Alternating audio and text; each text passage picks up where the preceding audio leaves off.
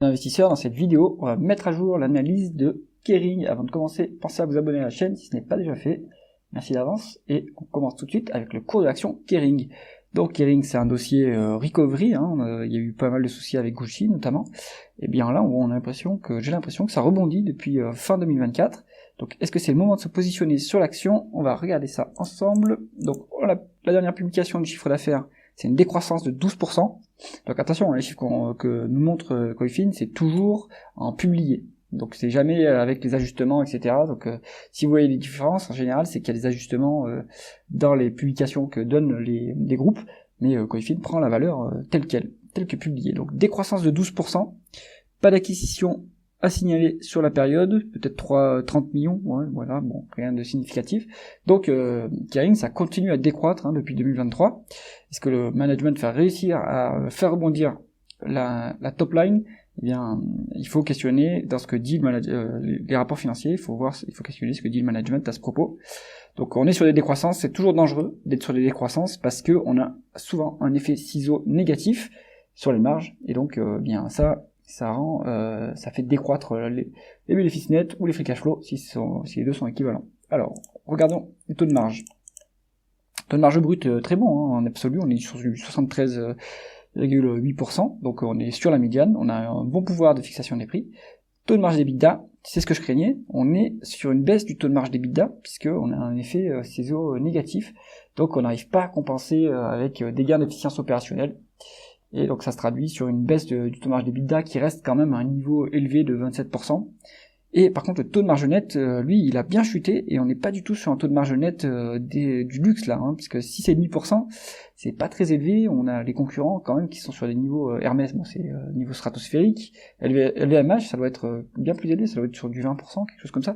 Donc là, Kering, toujours un problème dans la gestion. Donc on voit qu'ici, on n'est pas sur un business qualitatif, mais c'est pas pour ça qu'on va le jouer.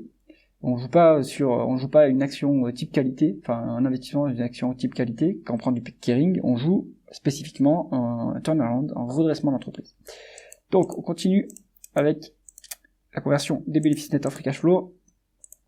On est à peu près sur une équivalence, donc ça c'est pas mal.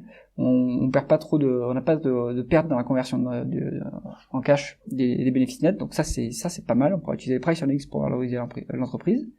On continue avec la rentabilité opérationnelle, et là c'est dramatique.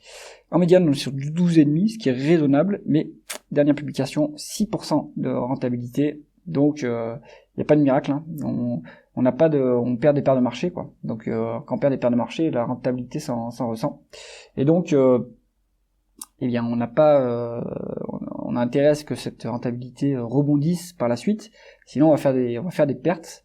Et ça c'est quelque chose à surveiller, il faut voir ce que dit le management à ce sujet, mais ça c'est un point important à surveiller. Donc il n'y a toujours pas de rebond sur la rentabilité, et toujours pas de rebond du coup sur la croissance.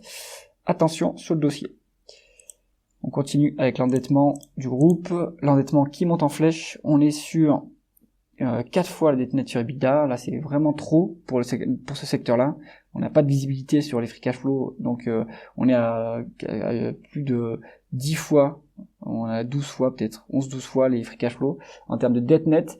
Donc comment est-ce que ça va solder tout ça? Eh bien Kering va devoir vendre les actifs ou faire une augmentation de capital pour rembourser sa dette, parce que là la dette est beaucoup trop élevée.